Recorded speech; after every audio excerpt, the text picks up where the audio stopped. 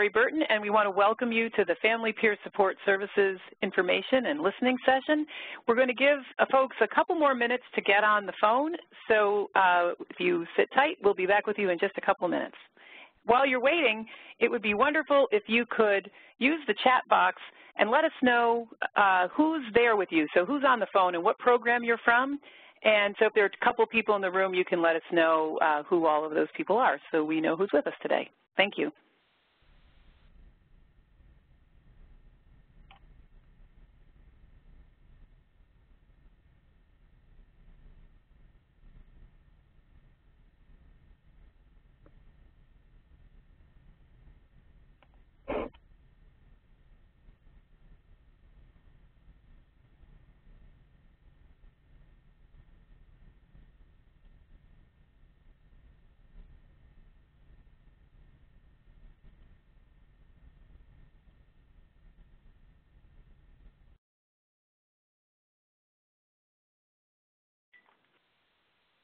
Okay, welcome everyone, and thank you for taking the time to spend the early afternoon with us to share some of your insights about the work that you're doing in Family Peer Support Services.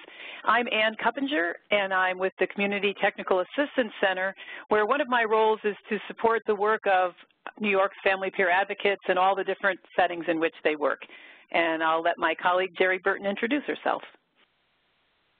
Hello, everyone. This is Geraldine Jerry Burton, and I'm also with CTAC, the Community Technical Assistance Center. And my role is the same as Ann's, and I'm really excited about doing this informational listening session with everyone. And hopefully we can get a lot of feedback from you and just be able to collaborate, partner, and do whatever it is we need to do to move forward in the new changes that are coming down the pipe. Thank you. Thanks, Jerry. Before we get started with the webinar, I want to do a few technical information pieces for you. So you have the opportunity to listen through your computer speakers to webinars like this, but it's actually going to work better for you if you call in using your phone, if you can do that. If you can't, that's fine, but you won't be able to speak and participate in the webinar if you're only using your computer speakers. So if you want to call in using your phone, right above the elephant to the left, you'll see a tab that says Event Info, and in that tab, you'll see the call-in information, the phone number and the conference ID number that will allow you to call in using your phone. If you're not calling in on your phone, you'll be able to chat responses to questions into the chat box. And the way you get to the chat box is you go to the upper right-hand corner of your screen and you see a little blue speech bubble, and that will open up the chat box. And we really encourage you to chat to all participants. And the way you get to that is down below where you see a drop-down menu next to the phrase Send To. If you open that drop-down menu, you will see that you can select an individual to chat to, but you can also chat to all participants, and then everyone will see your ideas and your comments. And we'll also be reading off those responses so that everyone can, those of you who are on the phone will also know what's being said. But we find that these things work best if we keep you unmuted so that you can participate. What we would ask you to do is mute yourself so that there's less background noise. And whatever you do, don't put us on hold, because then we all get to enjoy your agency's hold music. I want to really thank the parent advisors in the central region, and I notice there are some people on this call from other regions as well. So I want to thank them for getting the word out about this webinar, and also to the staff at Families Together who helped to disseminate this information. If you want to be sure you get notifications for different CTAC events, we'll give you some information later on about how you can sign up for CTAC and MCTAC listservs. When we get to the point in the conversation where you're taking turns speaking, let us know who you are so your colleagues can know who's speaking. Some of you will recognize your voices, but other people, we may not know who you are. So I think that pretty much covers all of the technical details. And with that, we will move ahead and get started with the webinar. Okay, so here's our agenda for the next few minutes that we have together, and we've already done welcome and introductions. We're going to have an overview of CTAC and MCTAC. We will talk about challenges and opportunities. We will also discuss questions and next steps, and we'll have a Q&A period. So to start us off, we have our first poll question. And so our poll question is going to give us an idea of the type of agency that you are employed by. So as you can see, which best describes your employer? So we ask that you check one of those: Children's Mental Health Provider Agency, family-run, family peer service provider organization, other community organization, the county, other organizational type. I am not an FPSS provider, and that's Family Peer Support Services Program. So if you could just take a few minutes and check off one of those, and we will see what it is, what we have, what the poll is telling us. And sometimes this takes a few minutes, so just be patient so your answer can be recorded. Alrighty.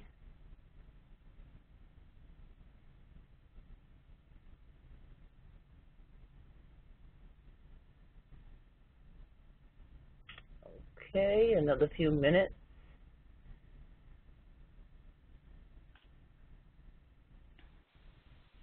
All right.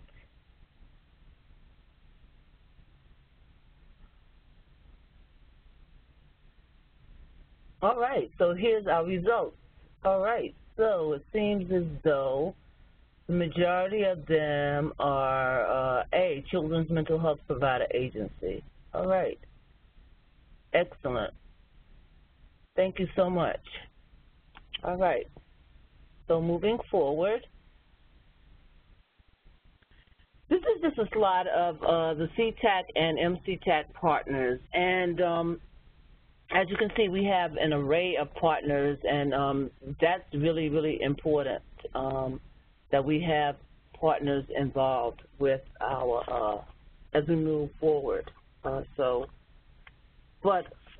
one of actually the staff of MCTAC and CTAC, as well as all these partners, believe in the importance of relevance of peer services, including family peer support services.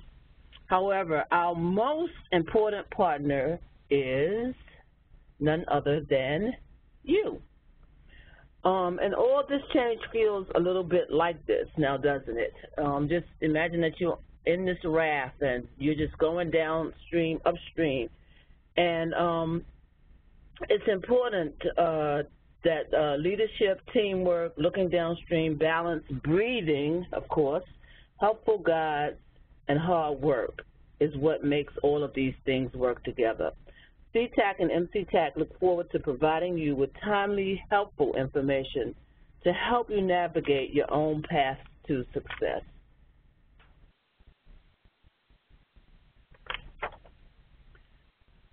So what is CTAC? CTAC, along with the Managed Care Technical Assistance Center, will provide technical assistance for all children's mental health programs, including but not limited to RTF, CRs, day treatment, HCBC waiver, clinics, and family support in preparation for the transition in 2017 to Children's Medicaid Managed Care Redesign Plan.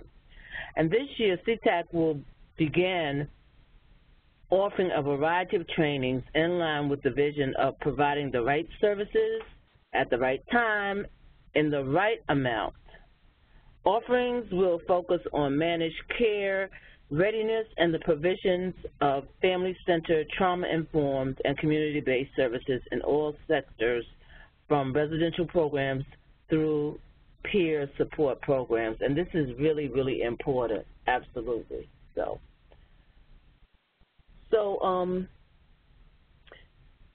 MCTAC is partnering with OASIS and OMH to provide foundational information to prepare providers for managed care support and capacity building for providers in the form of tools, group consultation, informational training, assessment measures, information and training on the critical domain areas necessary for managed care readiness.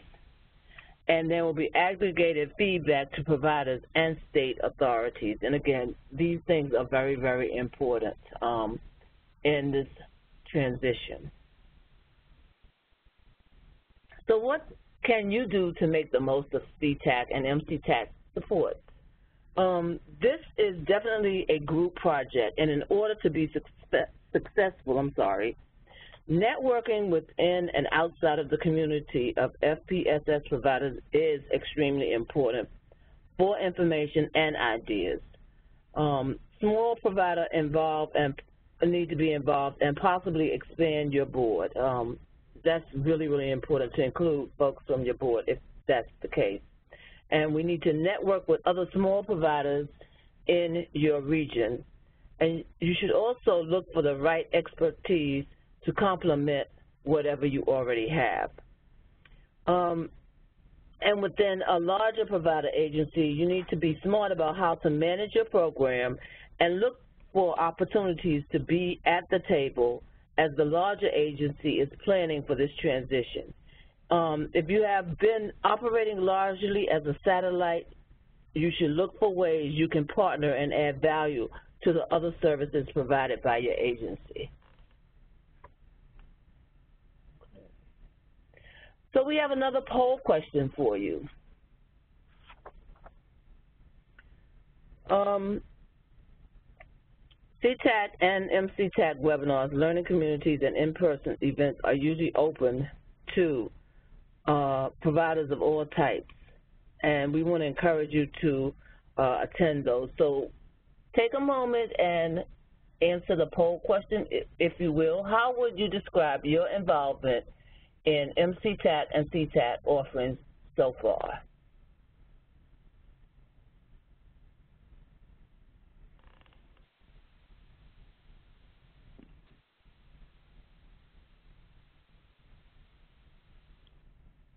Okay.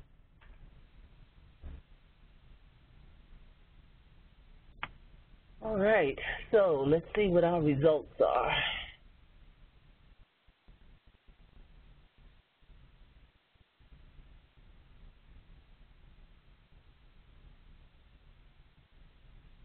Okay. Excellent. Okay. So we have, some have said, A, this is the first time I've participated. Then there's D, I have participated in 3 or more. And, okay, 7 participants did not answer. Okay, so, as I said, we provide a wide range of professionals, adult, child, and a wide range of professionals all working together toward the same goal to improve outcomes for children and families. And we try to provide you with some guidance as to who the target audience is so you can make a determination about what will be most helpful. Having said that, much of the programming cuts across audiences, so take a broad view of what might be relevant. And we want to encourage you to sign up for the CTAC and MCTAC listservs and think about how the CTAC and MCTAC programming can fit into your organization's professional development program. And it's also very important to note that there are some that are specifically for adult programs, and then there are others that are for adults and children programs. So just be mindful of the fact that when you see announcements, you know, make sure that you are engaged in the correct one. All righty. So I'm going to turn it over to Ann now. Ann? Hi. So the next couple of slides really are looking at some of the overall goals of all this system transformation. And this is not a webinar that's going to go into any kind of detail about all of these changes.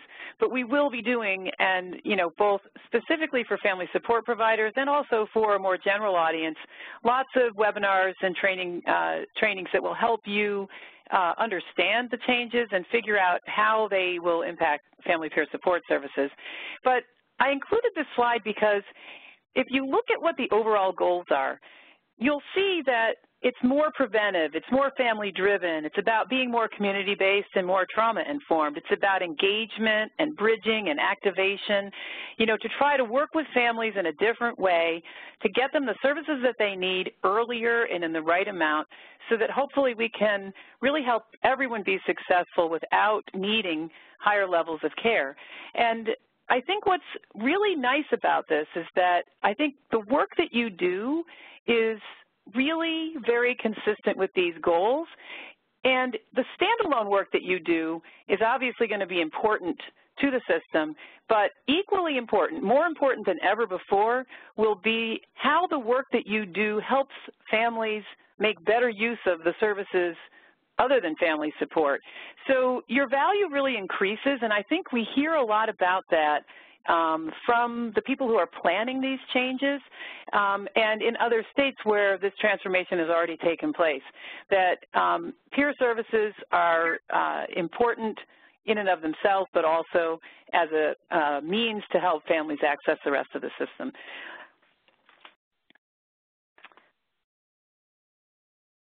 I'm going to ask my colleague, Jerry, if she could pass the ball back to me so oh, there we go. Thanks, Jerry. So these are the 6 new services that are proposed in the state plan amendment that will be going from New York State to the Center for Medicaid Services soon. And I wanted to point this out to you because Family Peer Support Services is being proposed as a new state plan service. What that means for the purposes of this conversation is that there'll be very broad access to family peer support services. There will be some sort of medical necessity determination that's made, but hopefully that will be designed in a way that really allows families to gain access to this service early on when they first notice that there are some needs and that family support might be able to play a helpful role. So that's really good news. It also, because of where it's located in the state plan, theoretically at least, family advocates could stick with a family as they move around using different parts of the service system.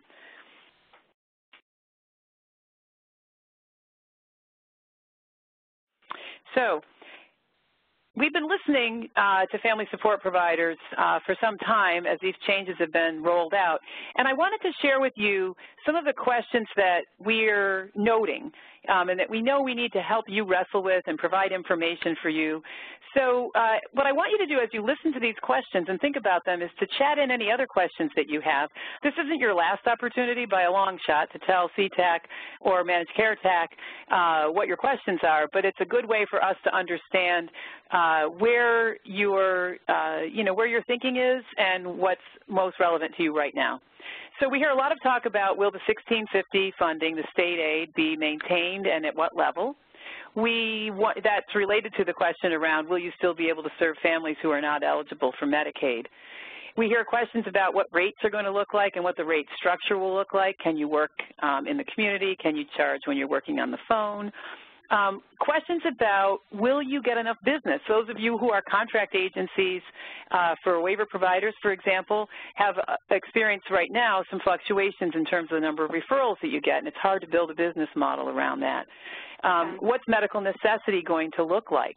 How will family peer support services have to adapt to the being in a new context, in a managed care environment? How will you have to change the way you work with families in order to meet the requirements of managed care? Are your staff qualified not only to provide family support services, but possibly other services as a way to build out your business model? Will managed care organizations want to contract with smaller providers? Do you have the resources as a small provider to create the infrastructure to be able to bill managed care and participate in that way? And is your staff prepared to handle the Medicaid documentation requirements? So the phone lines are open now, and some of you are chatting additional questions. I hope you're chatting additional questions in, but I'd really like to hear your voices. So if people have other questions that really stand out for them, I'd love for you to share those with us now.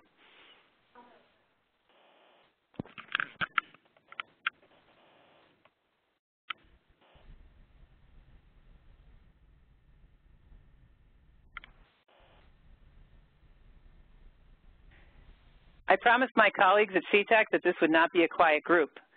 I hope you won't let me down. Exactly, right? Our people are all trained already. They know this. That's all. All right, Wow. you're supposed to laugh there. It was a chuckle. They have no more questions. I don't think they have any more to have. I don't know. The first one is interesting to me, Ann, the state aid and, you know, the current levels and will it be maintained, because there's so many different things flying around. I think that's the biggest, scariest thing for most people while all this is going on. Mm-hmm. You know, because we don't have any guarantee on anything, you know. Right.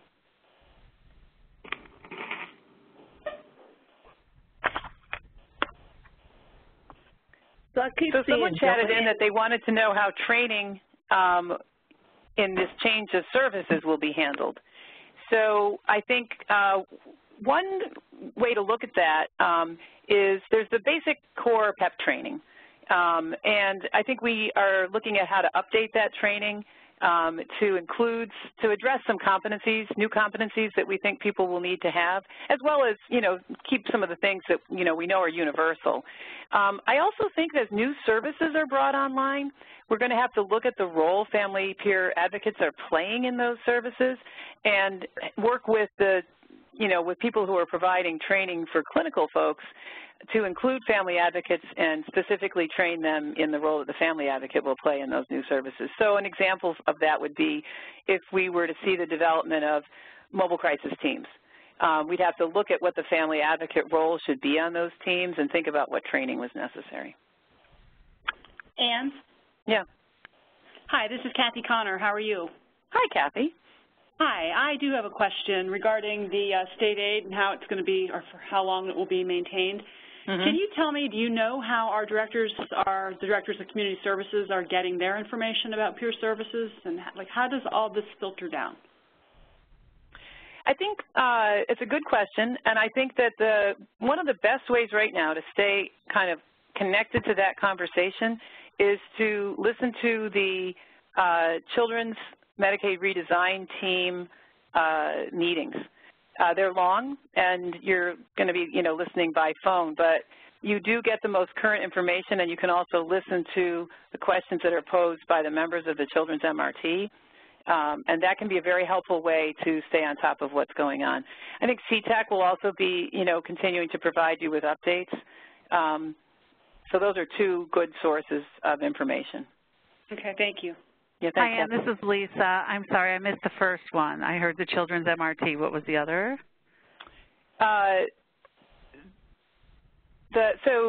The question was really about how do we stay and how do the directors of community services get their information about all of these changes? And I suggested that they listen to the meetings of the Children's MRT. Right. And there's also a Children's MRT listserv, and there are listservs. You know, I think one way is to sign up for an unhealthy number of listservs and then filter them for what looks like helpful information to you. And back to Jerry's point, I think that if you set up a team within your agency, this could turn into a very good group project. So, you know, people can listen to different things and bring that information back to your team, and then flag particular events that look like they're the kinds of things everyone should participate in. You know, my advice has been somewhat unhelpful, I think, in that I keep saying to people, you know, if it looks relevant, listen to it. And that's hard because I know you're busy. And I think CTAC will try to help you, and we've done this already with some of the managed care technical assistance live events and webinars to try to get the information out to you through your parent advisors about which events are really important for you to participate in. There's lots of other events, and you are welcome to participate in any of them, but we try to flag the really important ones for you. Any other questions to be added to the list without necessarily going into all of the answers? What are the things that you want us to make sure we provide you with information on going forward? And did you see this? There's a question about where can we go? How can we access these listservs? We'll let you, we're going to give you the websites for the Managed Care Technical Assistance Center and the Community Technical Assistance Center. They're at the end of this webinar, and you'll get a copy of the webinar when it's over. We can also provide you with the information on how to sign up for the Kids Medicaid Redesign Team listserv, and we'll share that with you as well. And we can share some other ideas about listservs that might be helpful to you. Okay. And I believe Kathy wanted to know when will we get the answers to all these questions. Kathy, are you referring to these questions that is on this on the PowerPoint? I think she is. So, okay. You know, the most frustrating thing about this transformation is that the answer to most questions is I don't know. Right. And I'm getting very comfortable, more comfortable than I've ever been in my life asking questions, because I think it's a silly question, and then I ask it and everybody in the room says, that's a good question. Or they say, I was wondering what the answer to that was. And then the presenter says, we don't know yet. And I think, oh, okay, there's a reason I didn't know the answer to that question. So I think really the message is be fearless, ask questions, and really what we're gonna try to do through the Family Support Technical Assistance work that we do is network you so that you are sharing information with one another, because that's kind of how this works.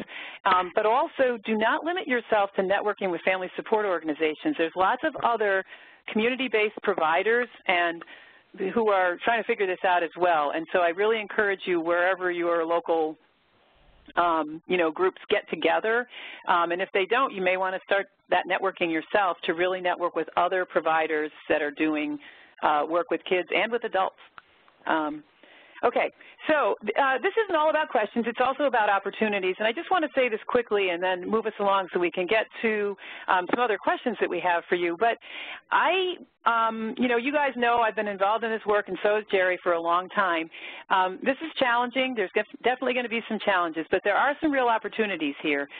With the introduction of Medicaid as a new funding stream, there really is the potential for family support to expand, and also for family peer advocates to do what they do so well in new settings.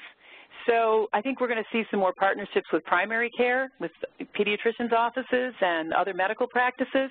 I think we're going to see more partnership with our families who are involved in DSS and OCFS services. I think you are a very versatile workforce, and you're going to be very helpful and valuable and needed because of that. You are already looking through FANS at outcomes, and I think that's wonderful, and I really encourage you to keep that up and any other work you can do to understand the impact of your service. That is also going to be very helpful as we move forward, and an opportunity for you to use that data to improve what you do. I think we're going to have the ability to really invest in leadership development and helping supervisors get the skills they need to do their job, because we know that it's hard to make training stick when folks aren't getting the kind of support that they need back at their agency, so we're going to focus on that. I think that there are many, many opportunities for you to develop new partnerships, and with that may come some new funding streams. Some of our family support programs are very diversified right now, and some are not. Those of you who are not, I think we can try to help you figure out some new ways to expand your partnerships so that you have diverse funding. I think that our goal here, and I know I hear this concern all the time, you know, how do we keep the spirit of family support alive in the middle of all this? And I think it's going to be something that we have to continually focus on. Like, how do we make sure that it still has what makes family support wonderful, but also, you know, meets the requirements that allows family support to grow and participate in these new systems. So this is just a change, stages of change graphic. And I thought you all might find it amusing to sort of do a little self-assessment and think about where you are on this continuum of emotions. And I'm sure some of you are bouncing back and forth from one place to another. But if you look at the guy with the circle around him, I think that's where I hear a lot of people are at right now. What impact will this have? How will it affect me and my program? You know, sometimes you're experiencing some of these other emotions. You're feeling a little fear. You're feeling a little denial. What we're hoping is that CTAC can help prevent disillusionment, which is the guy that you see with the X over it. We would really like to be a resource for you to help get you the information that you need and support from one another to feel like you can, you know, really get up every morning thinking about what's another step I can take in the right direction to help make sure this service is here and strong and expanded for families. And, you know, our hope is that we can help you do that. And your communication with us is going to make it easier for us to do that. So we have several slides like this where the success of this webinar truly depends on your participation. So we really want to hear from you about something that you're proud of, that your program does well. And I know it's hard to, you're humble people, but this is not a good time for humility. And we want you to share this with us because we know from where we sit that lots of good things are happening around this state. And we want you to not tell us the whole story, but give us the teaser of something that you feel that your program has figured out that it can be very small. Like something like our supervisor had an aha moment about the way she does a review of what's going on with the family that totally changed the way the advocates are thinking about supervision. It could be we started a program for fathers that really works out well. We don't need to hear all of the details, but we want you to sort of name some of these things that you're proud of, that you do, that you think you do well, so we can start as a group to think about the information that we have and the resources we have in our network. So.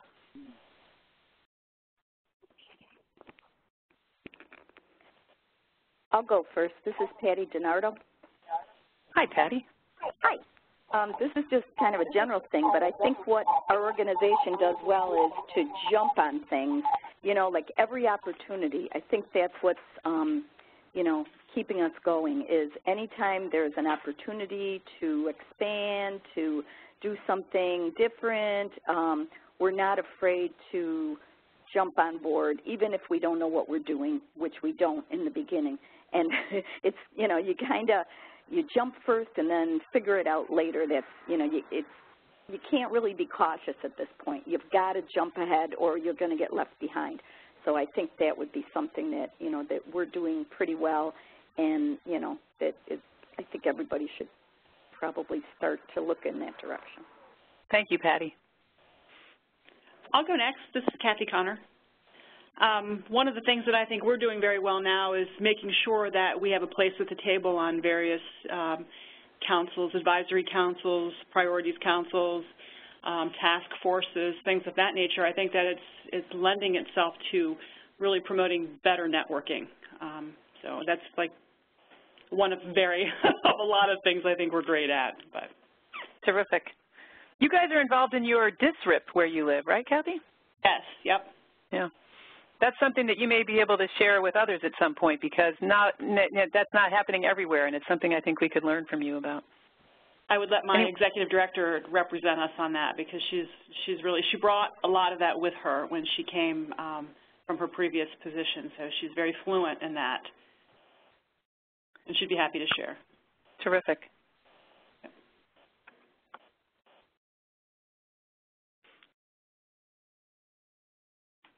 Other folks? Jerry, maybe you can read some of the things that people are chatting in. All right, let's see. Oh, these are questions. Oh, somebody, well, I'll get back to that. Okay. Somebody wrote, Judith wrote, our advocates know and connect with the families.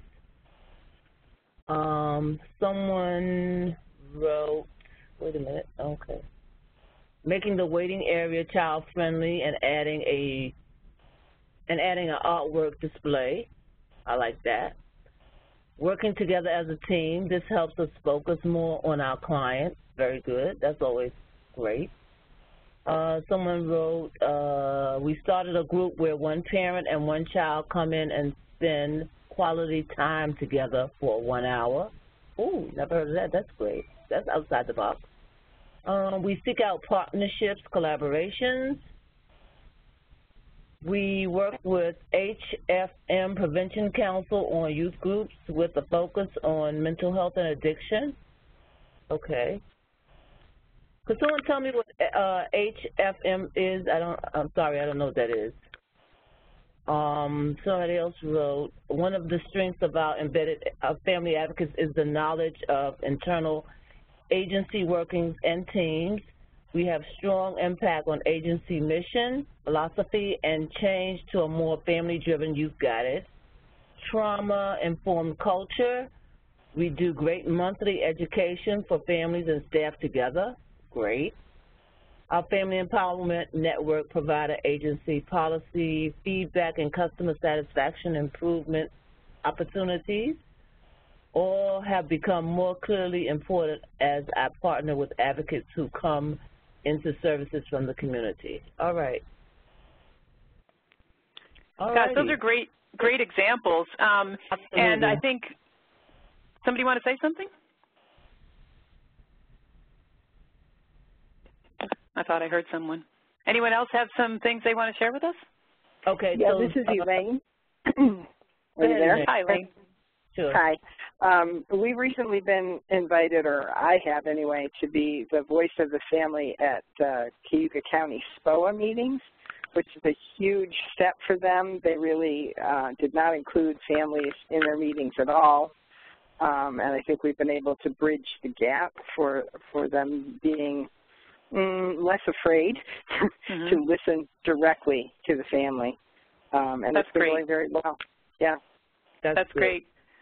And those different decision-making bodies and gatekeeping bodies are going to be really important for people to be involved in going forward. Yeah. Right. So thank you. I think it's Jamie who, when I was saying what is HFM, and that is Hamilton, Fulton, and Montgomery counties. Thank you. Thank you very much. Which is where Jamie's involved in a prevention county, a prevention council. Another work group. And I also, Jamie, I noticed that part of that your answer involved work with families and youth who are dealing with addiction issues. And I think it's just reminding me to point out that as we move into this new time, there's going to be a lot broader focus for the work that you're doing. There's less of a mental health focus, and you always have worked cross-system, but you're going to see even more emphasis on trying to connect families who didn't come through the mental health door to the work that you do. Okay. So someone else wrote, have a family peer on the SPOA and Tier 2 meetings. Okay. All very good. Thank you. Jamie is saying lots of collaboration. I think that is the name of the game. Absolutely. So I want you to continue to think about as you go through your days and weeks, I want you to really think like, oh, this is something we do that would be worth sharing with other people. We're going to actually be reaching out to you specifically about this, but we really want to share back and forth across the state these good ideas of different things that you do. So this gets back to a question that someone posed earlier about training. When you think about the advocates in your program and the competencies they need to perform their role, what are your top training priorities to help them be even more effective?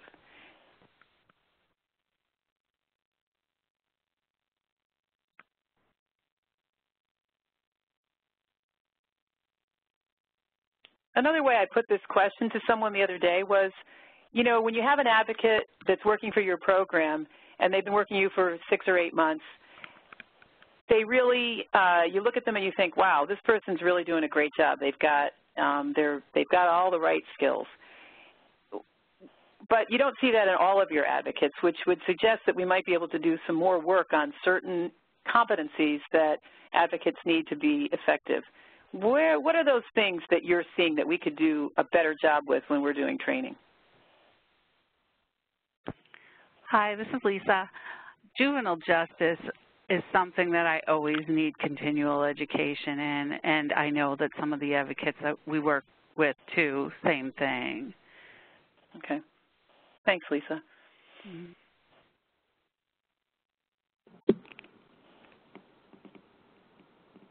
I think boundaries are always, something that comes up, that our advocates are so impassioned to help families, but helping them, instill those boundaries for themselves. And thanks, Patty. I think it takes time, because we're in so many systems. It takes time to learn what to expect from the Department of Social Services, and it takes time to learn what to expect from your local area hospitals or your psychiatric hospitals. And it takes time to really feel confident enough in all of the systems to have the confidence to advocate effectively. So maybe if we had a little bit more exposure to processes, I don't know how other to articulate that, but that would be helpful. I mean, I think you're right, and I see that reflected in some of the comments that are coming into the chat, cross-systems knowledge, trainings in expanded fields like alcohol, medical, legal, developmental disabilities, juvenile justice, like Lisa mentioned. Yeah, juvenile justice for sure. Yeah. I also see Melody saying that having professionals assist the peers in some hands-on training, allowing the peers to attend meetings and seminars with those who do these things every day. I noted that I think Lisa earlier said that at Hillside they're training staff and families together. And sometimes that's limited to the family advocates and the families, but it can also easily be expanded to the clinical staff and other people. Yeah.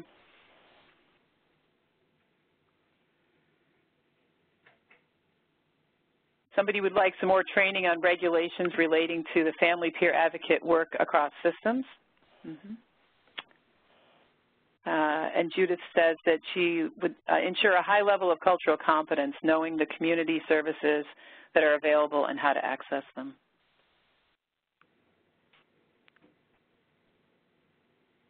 I've heard from some of our programs in rural areas that there are new ethnic groups that are really becoming stronger and more established in the communities in which they live, and so that's really, an exciting opportunity for them to build some partnerships with those community leaders and decide, what's the best way to do outreach and engage families and, partner with their, community networks to help them be successful. Anything else?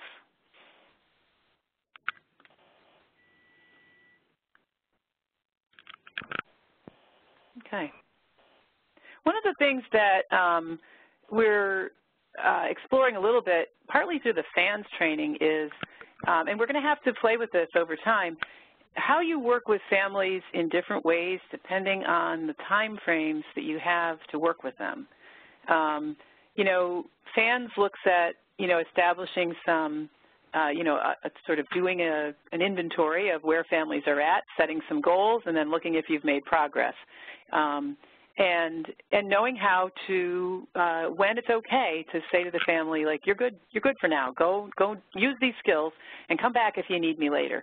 I think as we move into managed care, we're going to have to really work with advocates to, in supervision, to think about how we, work, because we're going to have some limits, I think, on how much time we have with families.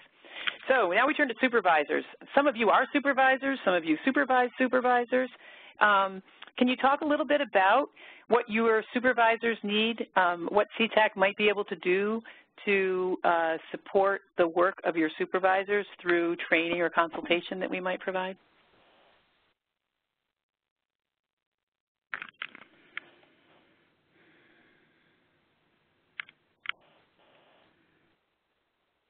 I guess I could comment on something that I think that you're doing really great, and that's the quarterly meetings that are happening.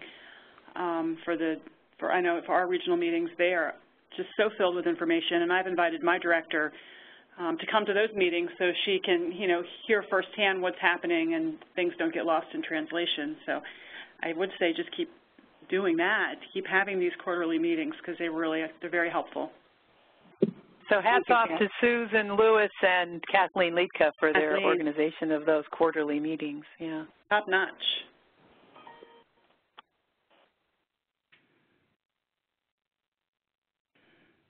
So Joanne chatted in that it would be helpful to look at extending the knowledge of the transition to managed care. So we are planning a series of webinars this summer that look at some of these issues. We're calling them leadership leadership series of webinars, but they're certainly open to anyone who wants to listen, and we would really encourage you to do that. Standard measures for outcomes, maybe even more than FANS, on how to create data collection opportunities within programs. Okay, I think that's something that we're planning to look at. Not only sort of what's a good, how do you look at data, what data do you need to collect, what's managed care going to be interested in, and how do you use that data is definitely something that we're going to be taking a look at.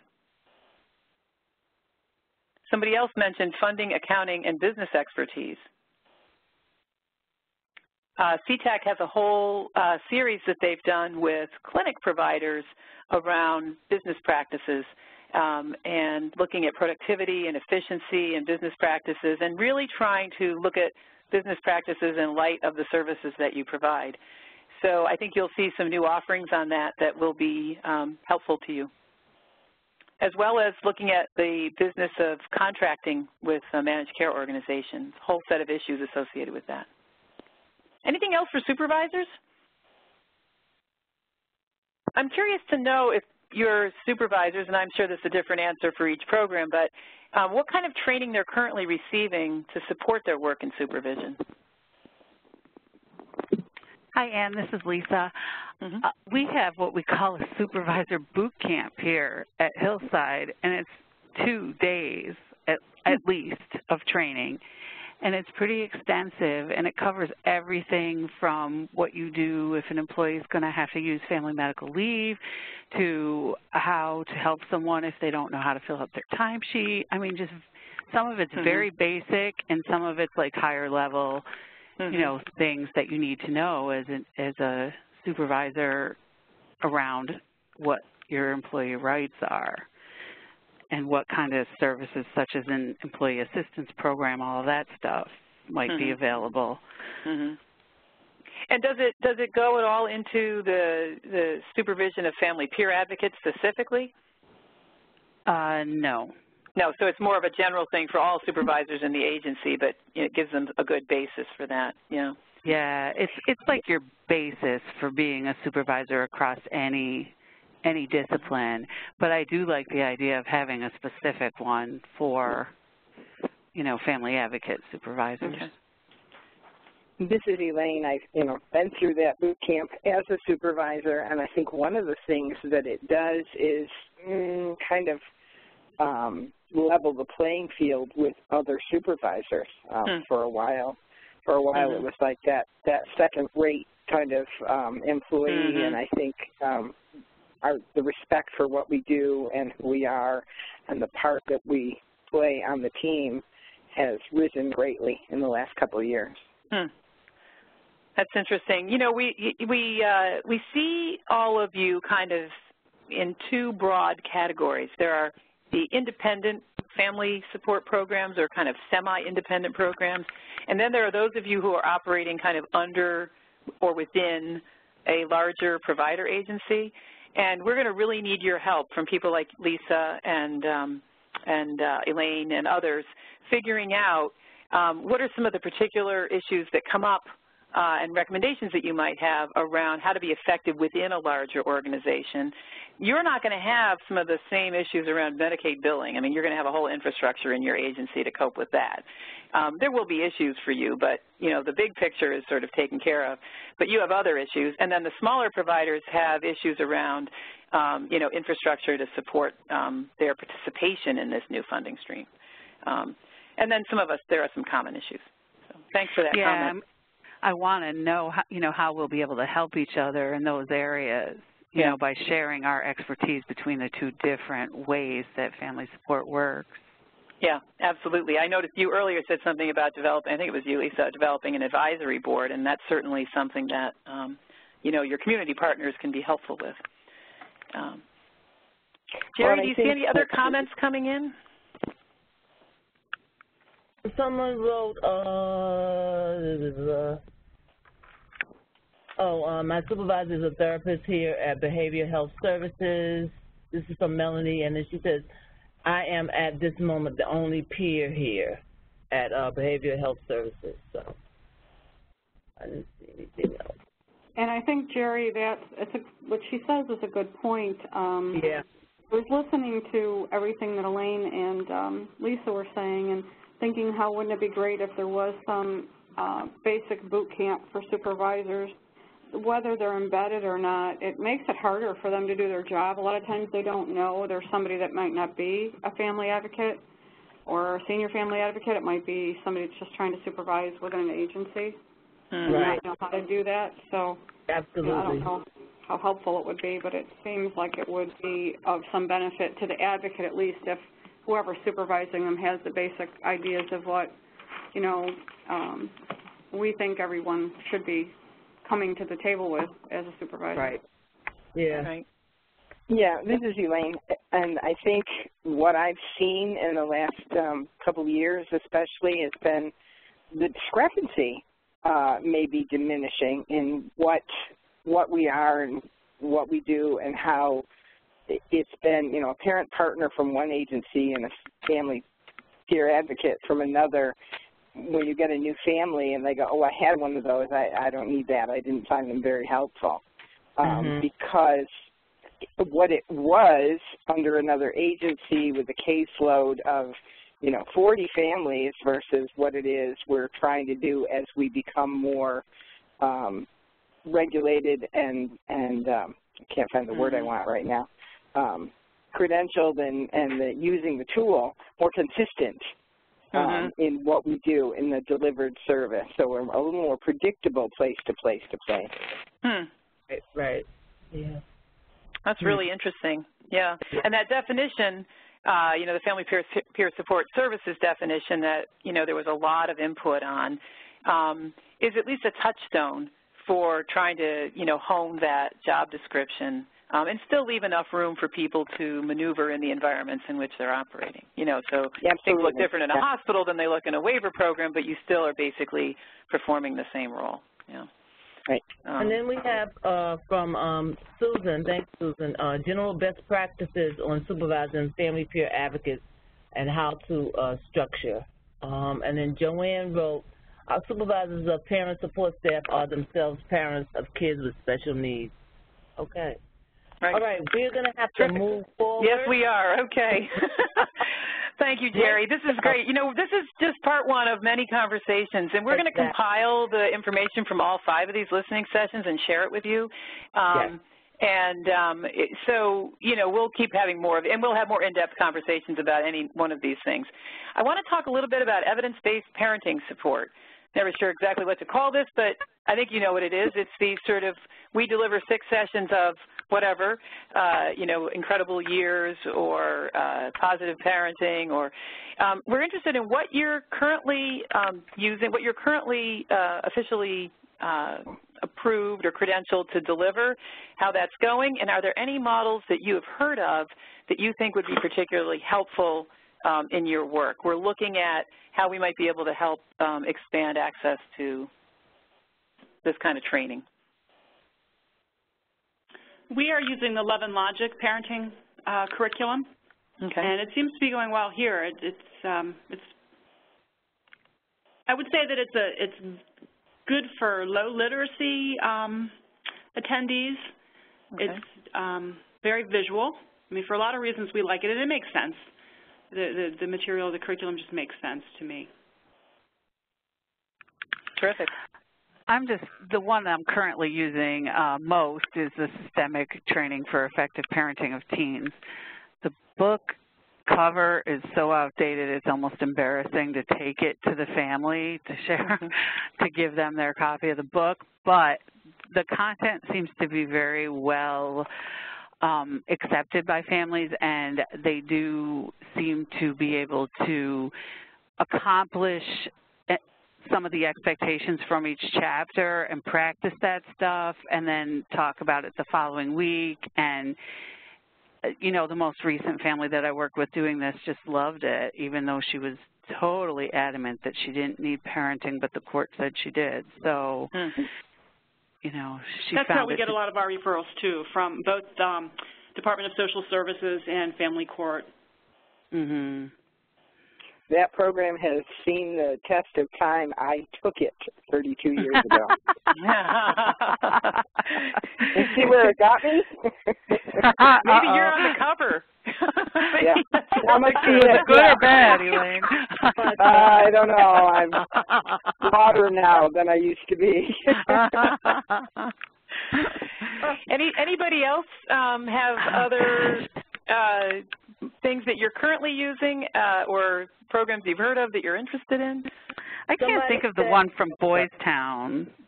Common Sense Parenting? That's it, yes, thank you. Yeah, somebody, Kathy Munson wrote, Common Sense Parenting, horrible name, but the families have been able to put some of the tools to use. Okay. Okay. And then Michelle Zuck says, we need to know what are the most successful models to use. We used to use the PEP materials that we had, but were told that we could no longer use it as it needed updating. Is that the one when they had the 4 different versions and there was a parent version? Oh, maybe she's not, okay. Yeah, you know, I can tell you, I think it's the, you know, there was a manual that went out that was resources for advocates to use with families. Right. And it was intended to be delivered as a number of sessions, and it is a little out of date. But I think that's, it's you know, a lot it's not out of date. Yeah, it's a lot of out of date, yeah. Okay. I received that at the very first pilot PEP. Right, exactly. Yeah. Right. Yeah. And what people were telling us when we asked about that before was that they weren't sure that they really wanted, you know, an 8 or 10 session parenting program, but they really wanted pull-out things that they could use, tools that they could use with families, you know, focused on particular issues. So we can have some more conversation about that. Evelyn asked the question, what was the name of the last evidence-based program? It was Systemic Effective Parenting of Teens.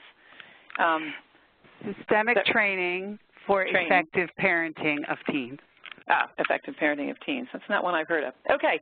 Well, I don't know about evidence-based. I really don't. You know. Yeah. The other question I have about training, has anybody been able to use the effective Black parenting curriculum and had any feedback about it?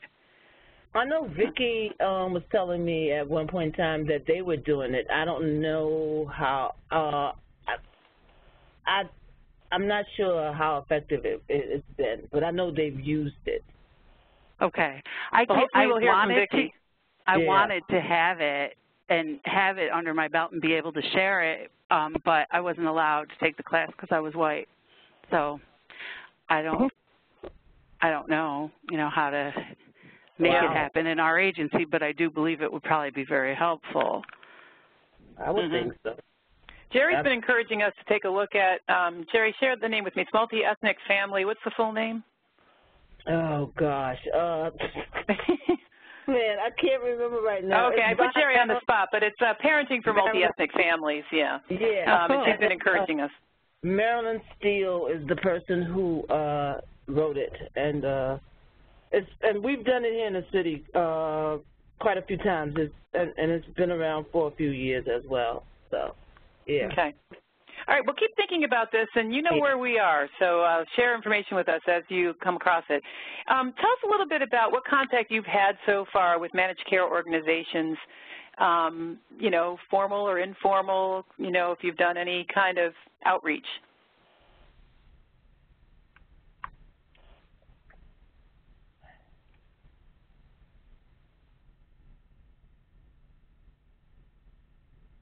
Well, I think that tells us what we need to work on. Right. We are one, so I can't really speak to it. We are one, you know, so. Okay. Yeah. Well, so, you know, CTAC is, some of our CTAC colleagues are also on the phone. I should have said that before. We have listening a few, Lydia Franco, Caradina Sale, and Yvette Kelly, and also Brianna Gonsalves, who's really helpful with technical setting up of all of these webinars and many, many other things.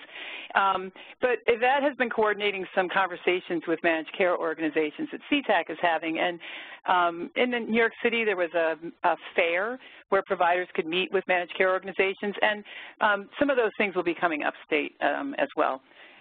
So we're going to be helping you do some of that. Okay, I have a dumb question. This is Lisa. So you're referring to like the insurers? Yeah, the plans. What sometimes people call the plans, right? You know. Right. Okay. I had it mixed up. Sorry. No, it's okay. It's not a dumb question. I'm done with that phrase. And Michelle said she's had some contact with Beacon Health Strategy. Right. You know, one of the challenges here is they keep changing their name and merging, right? So, you know, whoever was somebody last week may be someone else next week. But we're going to try to connect you with some information. And someone else said they had a conversation with a Fidelis rep on the phone and asked them some questions. Right. All right. There is a series of webinars coming up on contracting. And I'm going to really encourage you to check out both the Community Technical Assistance Center website and the Managed Care or MCTAC Technical Assistance Center website. And, you know, I think a lot of family providers said to me, when we saw something on revenue cycle management, we just assumed it didn't apply to us. It would be best for you not to assume that things don't apply to you. They probably do in some fashion. So really take a look at those offerings, and including if you're an agency that is likely to find themselves contemplating contracting with a managed care organization, you may want to take a look at some of the offerings around contracting.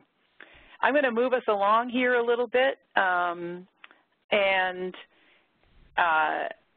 one of the things that we're interested in looking at are strategies around outreach to families, and also strategies to outreach to other providers who have their own connections with families who might be able to refer to you. The question here really is, are there things that are there new relationships that any of you have developed or strategies that you're finding effective to let more families know that you're there and what you have to offer? And also the same question really with other providers.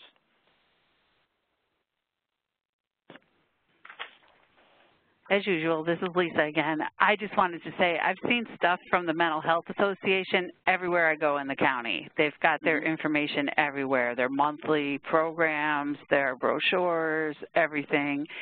And I think it's just great because if the family goes in to see the court clerk, there's a thing on the wall that has all the brochures, and there's the Mental Health Association's family support. And you go to the Department of Health to get a shot, and there it is. You know, so they've been really good at putting their information out across the whole county system. Mm-hmm.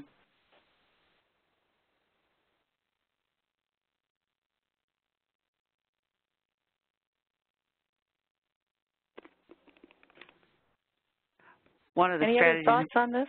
Yeah, go ahead. One of the strategies we use now, I can't say it's entirely effective, is to have what we call staff champions for our Family Empowerment Network. And the understanding is that champion is supposed to be the person within the service or program that has the current list of parent contacts and shares the monthly information with the parents and families.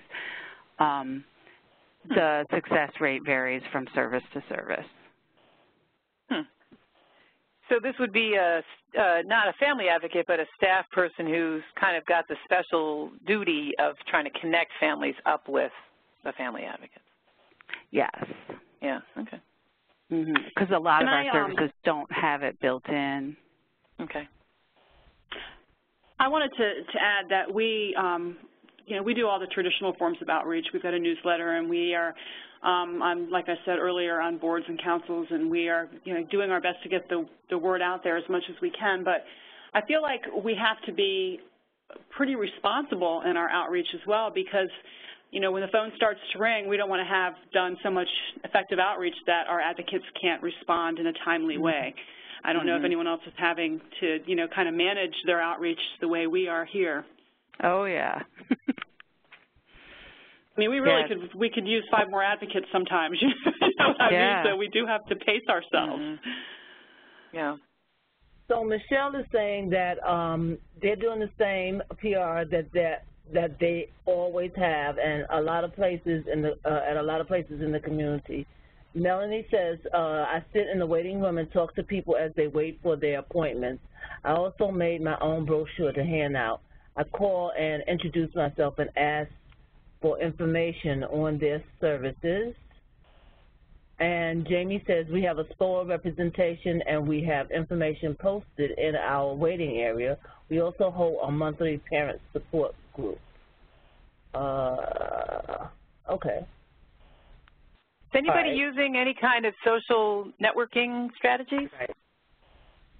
Yeah, we're using Facebook. Cool. I think as the families get younger, some of us who have been in this work for a while are going to have to look around for the youngest person on our staff and have them teach us how to do outreach, right? Right. So the question someone posed around, how to manage volume of referrals and people showing up, it's like you want to do outreach, but you don't want to do too much outreach, right? I think these are going to be very important issues for us to try to look at in the future. I've heard some providers talk about the fact that, agencies want them to be available so that they can refer families to them, but the referrals are so inconsistent that they can't really hire someone because they don't know if they're going to have enough volume. And I think this is going to be something very challenging for everyone to manage, and we're going to have to really, I hope that we can maybe talk to some other states who have been through this process to, ask some questions about how they manage that, so that you can, if there's more revenue, theoretically you could hire more staff. There are some issues certainly around recruiting those staff, I know that. But, you want that revenue to be consistent enough that, you can make a commitment to that staff person. It's hard if it's going to stay the way that the billing is now because you don't really get much built in for administrative overhead or flexible, to pay people when they're not out doing direct service. Right. Yeah, for travel time. Yeah. Mm-hmm. Right. So, we're going to spend some time in the future talking about some things you can do now to help yourself get ready. But along these lines, one of the things you can start to do if you're not doing it already is really track some of these things. How, on average, how many actual, theoretically billable hours are advocates spending with families? And how else are they using their time? And if it's not billable, where might you get that paid for that time? And how can they be more efficient and more productive? These are some of the challenges that come with access to this funding. And there's some of the issues that clinics are dealing with right now. So, yeah. Anything else on, how you're connecting to referral sources and to families? And someone wrote that they tweet. I think it says, Michelle was saying Megan tweets. Evelyn mentioned they have attended wellness fairs, school open houses, and are present on many community-wide meetings. They put their brochures in many agencies, and they will be giving brochures to doctors' offices anywhere there is a bulletin board. Great. Fabulous. Terrific. All right. Okay. Let's move on to the next question. Okay. All so right. I think we've heard a lot about this already, so I'm not going to really, spend a lot of time on this. But what I want you all to think about, and, feel free to share now for a minute or two, in this next 6 to 12 month period, what is it that CTAC can do? And just to remind people, we're not doing individual technical assistance through CTAC. It tends to be webinars, some regional live events, some group, like learning collaborative groups that we might set up so that you can, we can facilitate a conversation and bring some experts to you and you can talk to one another. What would your priorities be? Does anyone have anything that they're thinking if they would only do this, this could really be helpful to us? Data collection. Okay. What scares me is electronic record keeping. Okay. And, how to get ready for that and what needs to be done and, so anything in that, regard would be helpful for me. Okay. Great.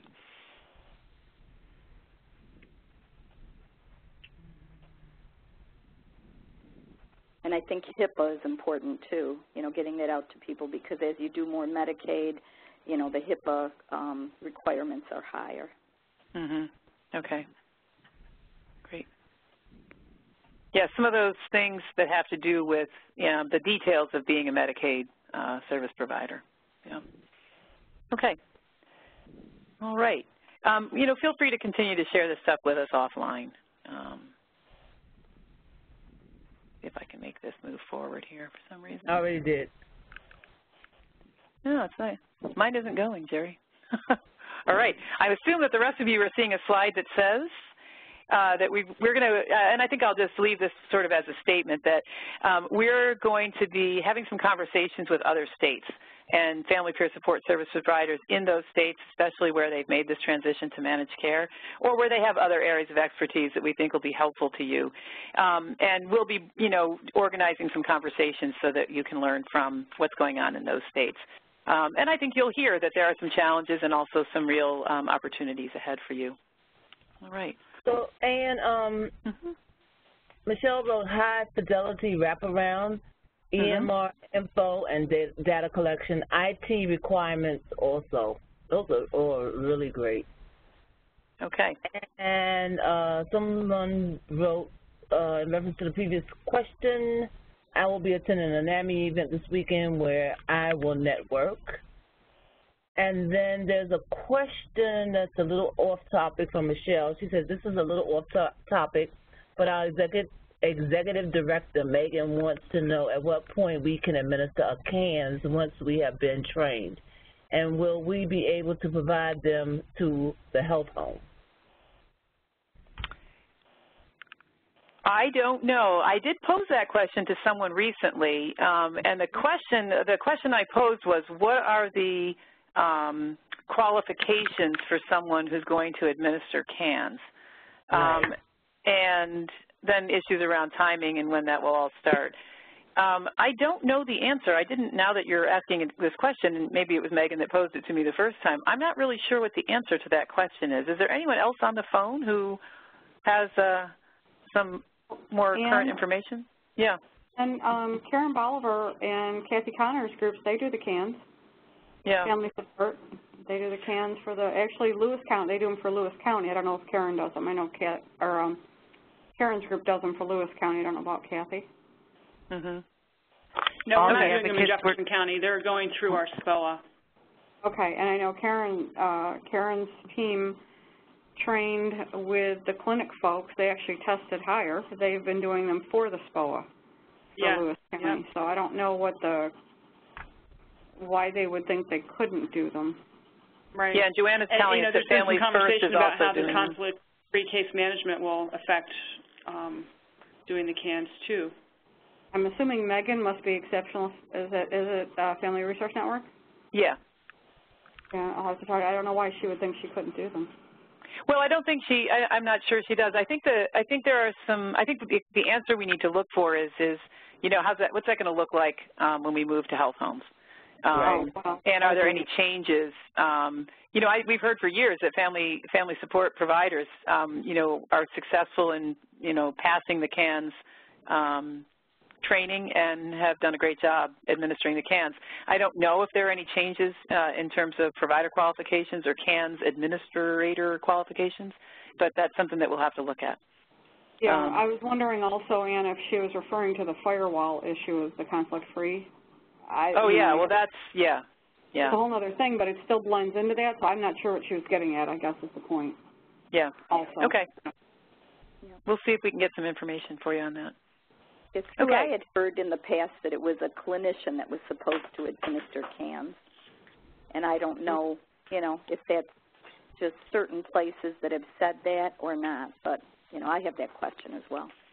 Yeah, no, Patty, it's not just clinical. It might have been a specific program. I will say at our agency, there's a belief that only someone with a clinical background does it now, or perhaps a high-level care coordinator like waiver. It's not a clinical tool anyway. Yeah. Right, the CANS isn't a clinical tool to start with, so. But that's what they use for a lot of assessments here to start. They use it.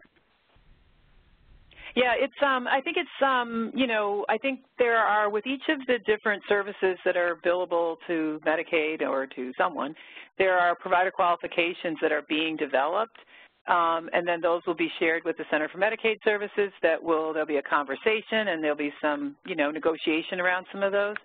That's true for family support It's true for supervisors in family support. So, and you know, it's still, all those things are still in draft form. The most recent draft for family support, for example, said that supervisors of family advocates could, there was a preference for someone who was a senior family advocate. That person didn't necessarily have to be employed by the same agency that the advocate worked for, so there could be sort of an arrangement with another program to help provide, you know, supervision in the role. You know, this is getting to, you know, the issue that, you know, someone was talking about. They're the only family advocate at their agency, so, and, you know, still having clinicians perhaps do administrative supervision. So there are all of these kinds of specifications being developed right now, and I'm sure there's a set of proposals around the CANS administration too, but we'll see if we can get some up-to-date information for you on that.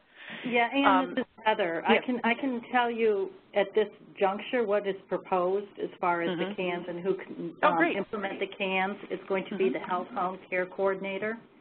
That's what's being proposed. There are credentials, I think, with that. I mean, who can be a health home, a care coordinator.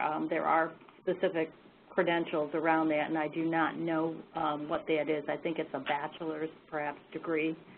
I think it does stem from, and I think someone mentioned it before, that whole conflict-free, the person who is actually doing the CANS cannot be the person that's delivering the service, because the person that would be completing the CANS would really be looking at eligibility for that child for services.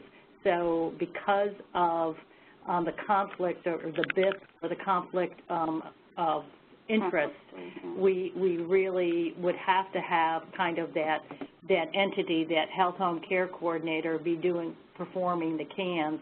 And that family peer support provider would be the person, the downstream provider they call, actually providing the service. And that's what's being proposed right now. That's kind of where we are today.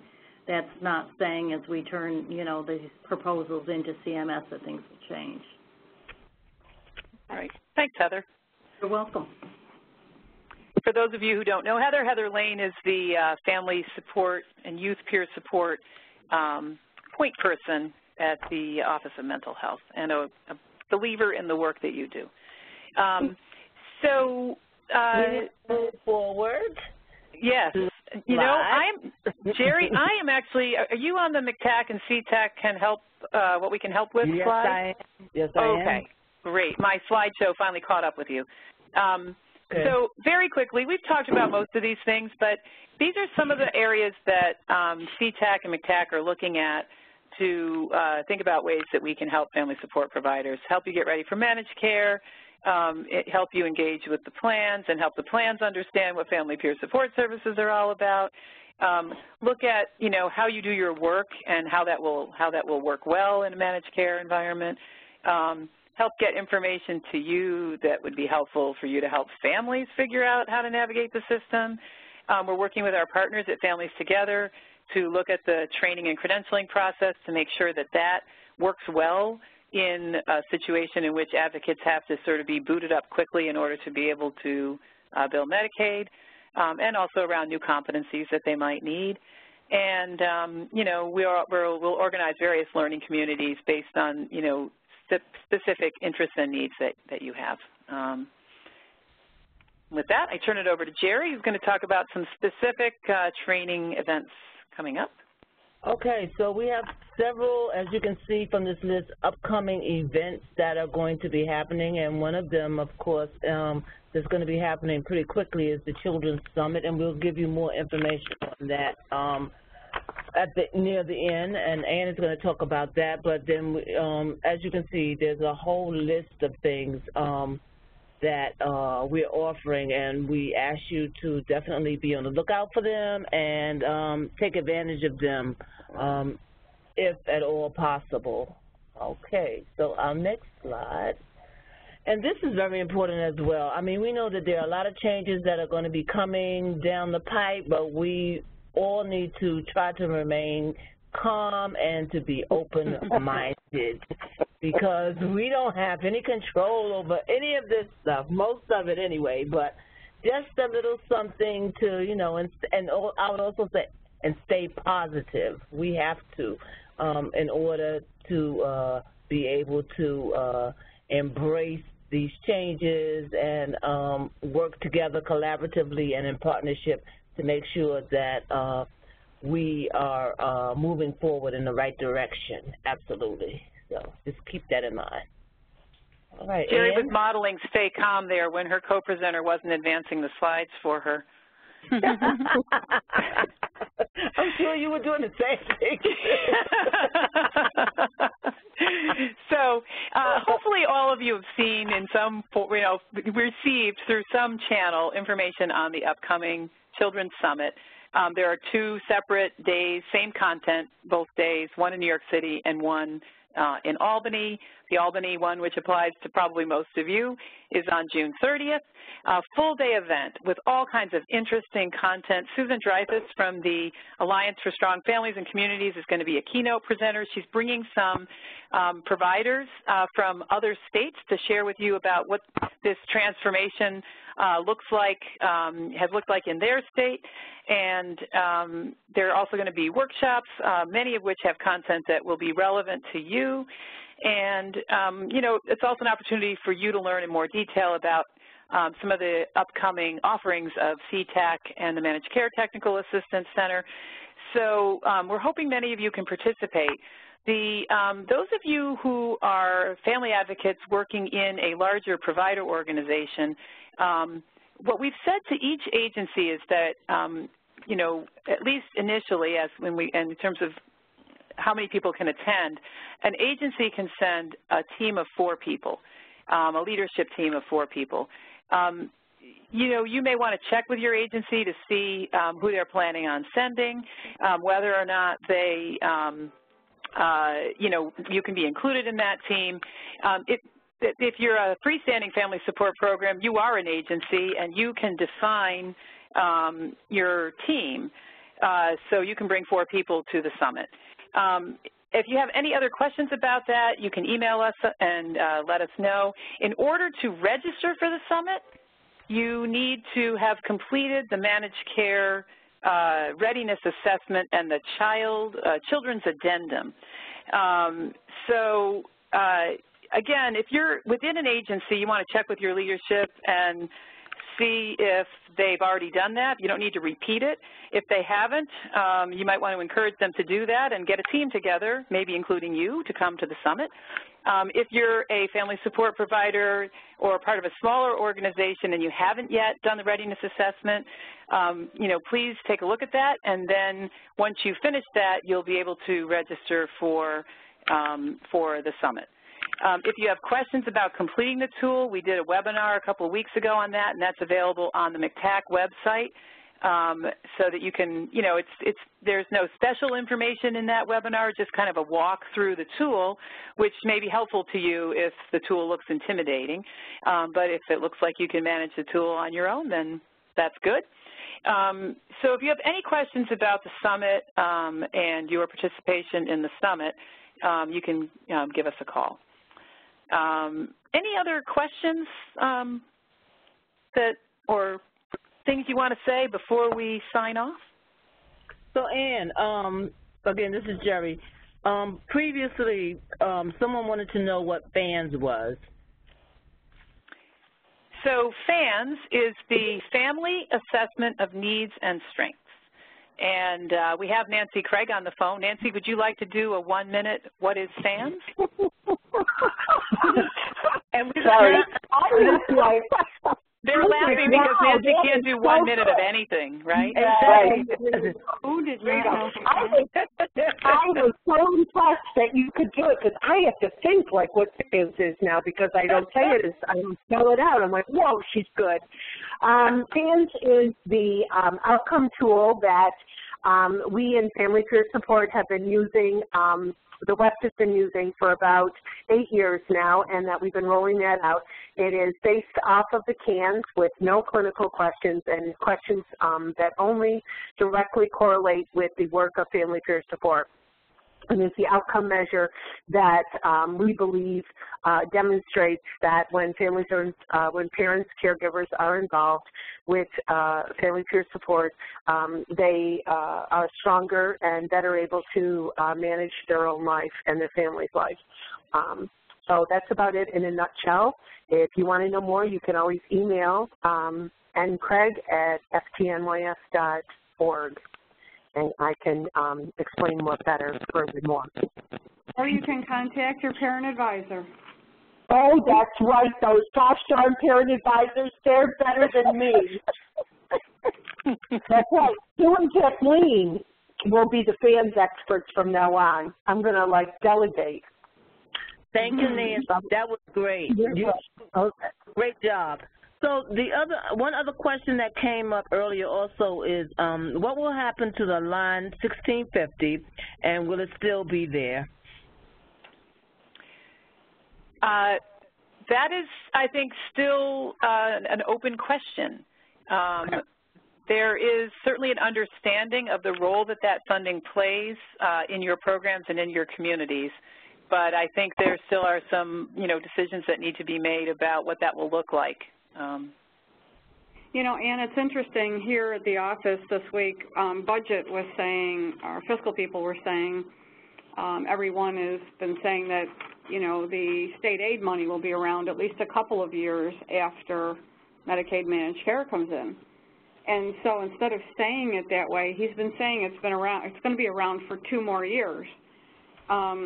We don't have a cutoff or a deadline, but, that's what we've been talking to everybody about, the importance of their data and keeping their data, because we don't know, but not every family is going to be a Medicaid family. Yeah. So they're going to want something. But I thought it was interesting because I had to stop him and ask him after that, because when he says it that way, it actually puts a little more fear into people that it will disappear completely, but it's highly possible.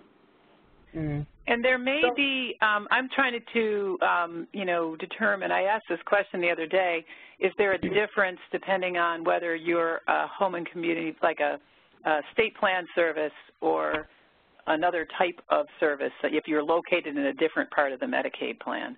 So I think there are some questions that we need to ask around that, and I think it's just going to take, this is an exercise in patience, and and again, just like what Sue's saying, anytime people hear things, it's really helpful to share it, because it's that kind of collective questioning and information pooling that really helps us, be smarter about this. Right. And I think there's so many things that we don't have complete answers to yet, that diversifying, how you get your money in, making your relationships out there so that you've got more opportunities. There's nothing else you can really do except for that, just to prepare, because not everything is in stone yet. Yeah. No, it's true. And it's going to be some time before it's, things settle into something, routine. So I'm going to move us along, and I want to give you this information about how you can visit the MCTAC and CTAC websites. The CTACNY.com and MCTAC.org. And you can sign up for the listservs there and peruse all of the different resources that are on those websites. There are also listening sessions, other listening sessions coming up, so encourage your colleagues to attend and tell them what a wonderful time we had today. And I want to just say how grateful I am for your openness and your time. And we have a few other questions that we didn't get a chance to answer, and I'll try to reach out to those people individually so that we can get you responses. So anything else, Jerry, that you want to say? The only thing I want to say is thank you so very, very much for attending. You made our very first listening session such an awesome, awesome experience. And continue doing the great work that you're doing, and I look forward to continuing to work with you all. Thank you. Terrific. We are going to, you'll receive the slides or a link to the slides. I'm not exactly sure how that works, but we will make sure you have access to the slides and even the recording of this webinar if you'd like to listen to it again. Someone asked me to put back up the website, so I'm switching back to that slide. And keep your comments and thoughts and good ideas coming. Thanks, everybody. Thank you. All right. Bye-bye.